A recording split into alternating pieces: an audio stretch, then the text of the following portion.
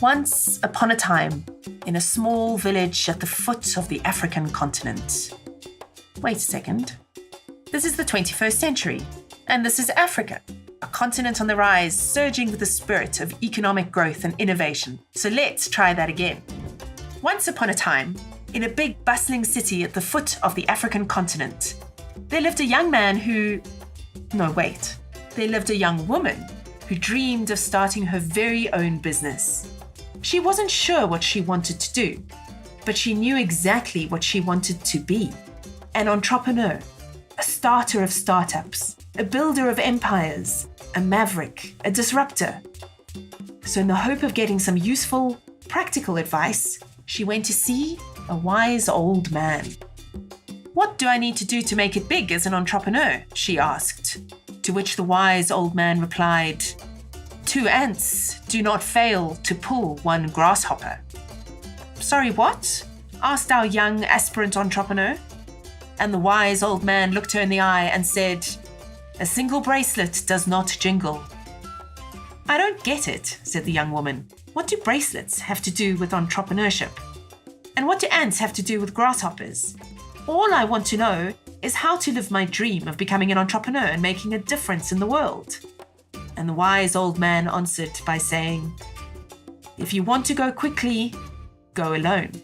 But if you want to go far, go together." With a sigh, the young woman thanked the wise old man for his time and took that as her cue to get up and leave. She was just going to have to go it alone. She had come in search of advice, but all she'd got was riddles. "Wait," said the old man. "I haven't finished. Do you really want to know how best to become an entrepreneur and how best to make a difference in the world?" The young woman sat and listened. "The bottom line," he said, "is that there are 2 bottom lines." "Oh no," she sighed to herself. "He's speaking in riddles again." But then he explained. "If you want to succeed in business," he said, "you need to be more than an entrepreneur. You need to be a social entrepreneur. You need to set your vision free and look beyond your own ambitions. Because a successful business in the world today is one that makes a good profit and does good business while doing good for society. You see," he said, "it's all about lending a helping hand to others, not in the way of a handout, but in a way that uplifts and empowers. It's all about joining your quest to make profit with a bigger quest to build a better society. It's about working together to pull the grasshopper. It's about making 2 bracelets jingle.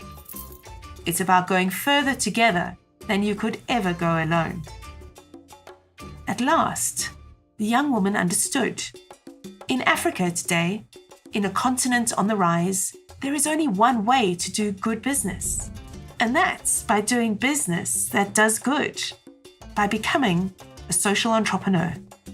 She thanked the wise old man for his advice and asked one more question before leaving. "How can I find out more?" "That's easy," he replied. "As we say in Africa, it takes a village to raise a child and a network to raise a social entrepreneur.